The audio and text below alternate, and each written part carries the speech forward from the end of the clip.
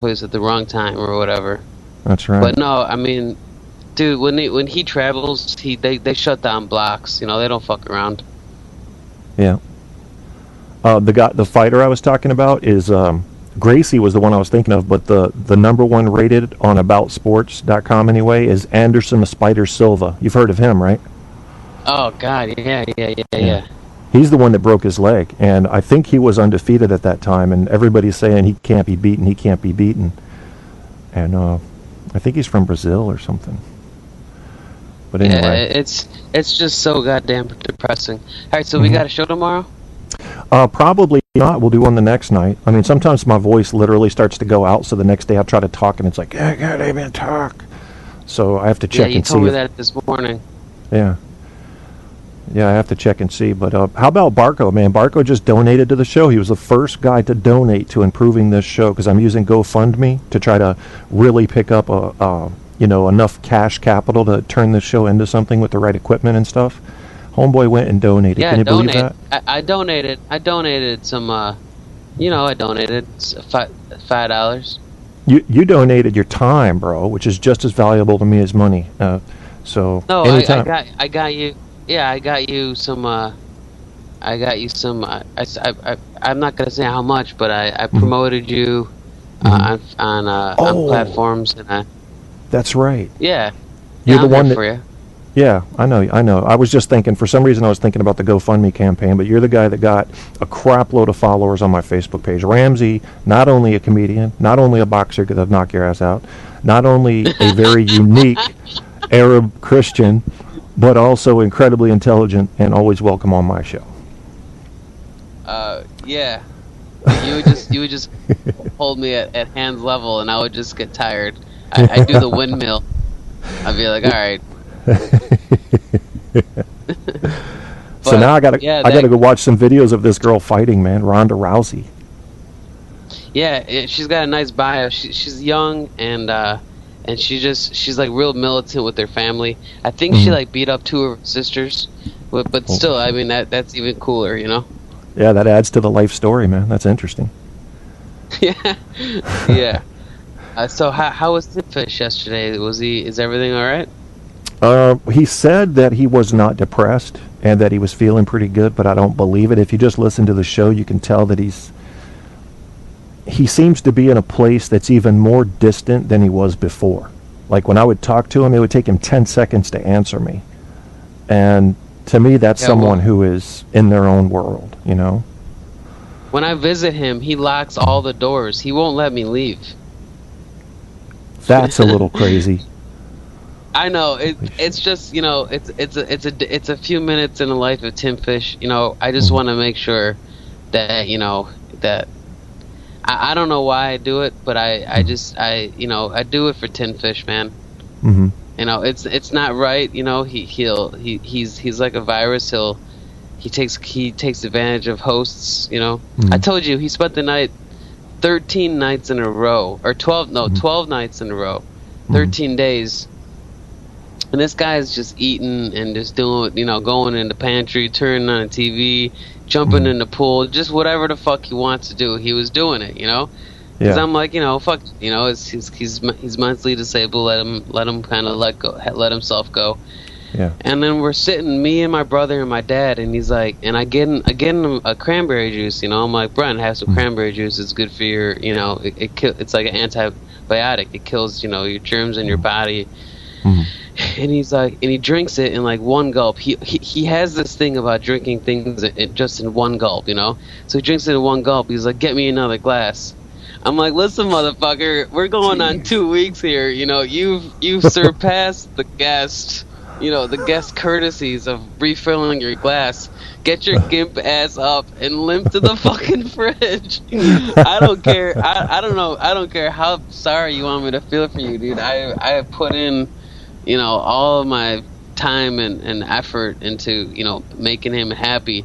And then, you know, when he's asked, like, there's this girl out of Connecticut we do a show with. Her name is Pia of Artsland, but she canceled her show. Yeah. But she's like, people will ask her, you know, how has Ramsey improved your life? He's like, Brent always says this, dude. He's so fucking weird. He's like, yeah, Ramsey's improved my life 80% from 20%. Everyone's like, what does that mean from 20%, you fucking psychotic motherfucker? He's like, yeah, Ramsey's improved my life from 50% to 70%. I'm like, Brent, just don't even fucking say 2 percentages, man, because you're killing us, you know? You fucking kid, dude. Did he ever come out and say thank you for all you did for him? Yeah, on the I left the link. I'll leave it now. It's called 28 voicemails, and he just like breaks down because, and I knew, and honestly, Kevin, that was like this kind of psychological gambit or whatever, kind of just something that I did for his own psychology. Is that when I first moved, he would call me every fucking 2 minutes, you know, and then I would specifically say, I answered the phone, I'm like, Brent, you know, I'm unpacking boxes, you know, just chill the fuck out and don't leave me any voicemails. So the first thing he did was he called me, left a voicemail. Next 5 minutes, called me, left a voicemail. So I recorded them all. And at the end, dude, he's just like, Ramsey, I love you. I wish you were in Chicago. Chicago needs you. And like, cause he like vented out all of his fucking frustration and ugliness, and just, you know, like his depression. And by the end, he was just like, I fucking love you. And like, it's called 28 voicemails. I'll put it in the Spreaker box.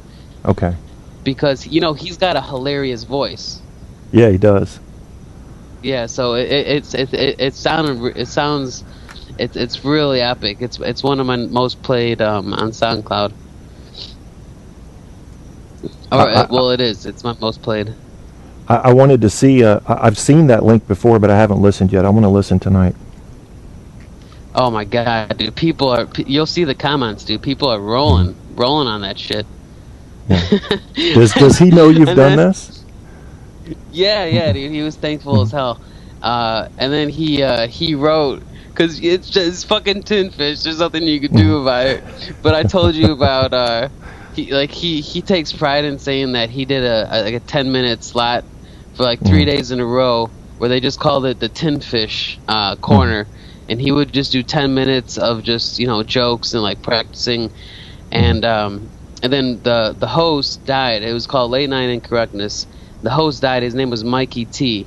So Brent left a comment under 28 voicemails. He's like, my heart goes out to Mikey T who died. And I'm just like, what the fuck are you writing that shit under the fucking, like, well, I don't know, dude. He's just a weird cat, man. Yeah. So do you have the link? Are you going to paste that in the chat room in there?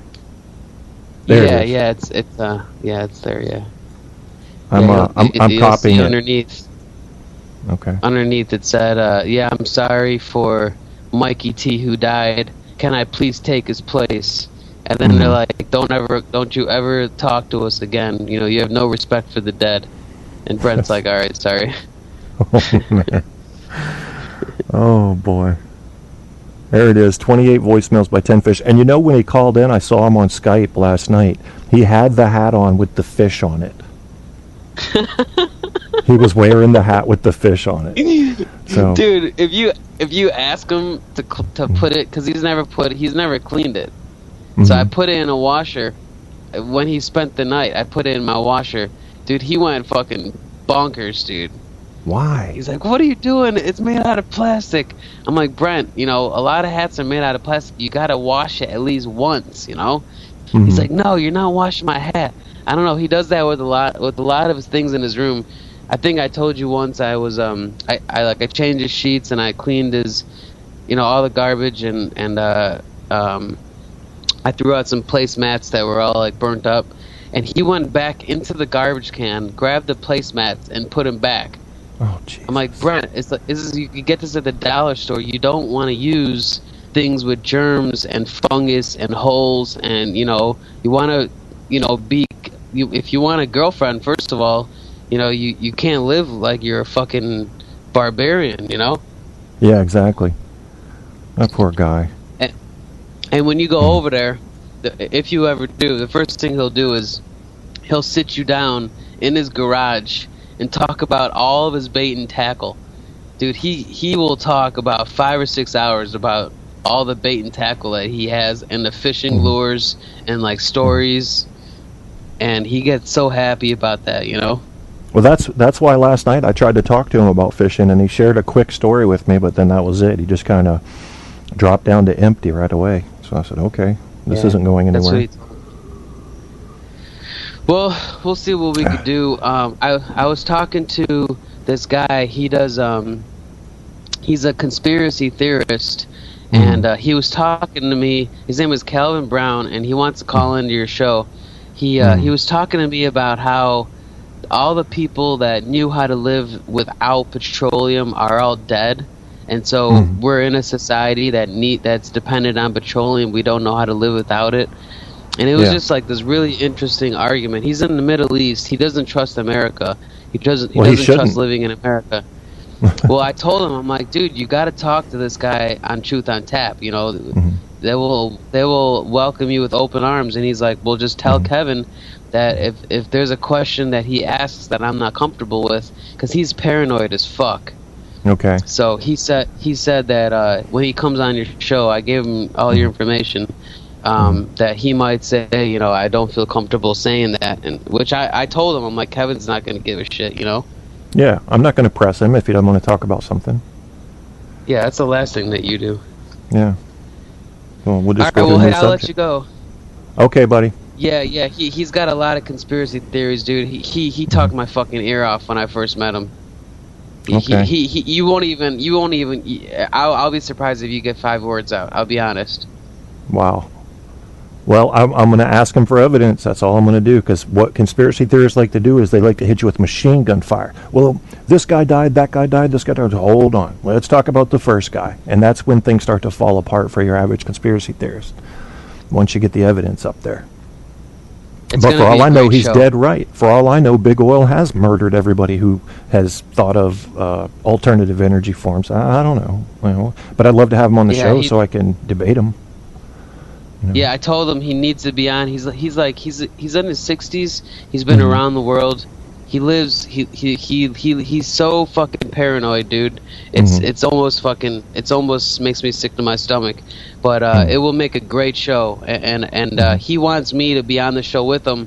And I'm like, his name is Calvin. I'm like, Calvin, if you do the show with Kevin, I'm gonna listen, but I do not want to interfere. I do not want to change the direction of the waves, you know, like you do your thing, you know. He said he wants me to be on, but I'm like, dude, if I'm on, I'm not going to say anything. I would rather you just, you know, enlighten us. Yeah. Does he speak English well?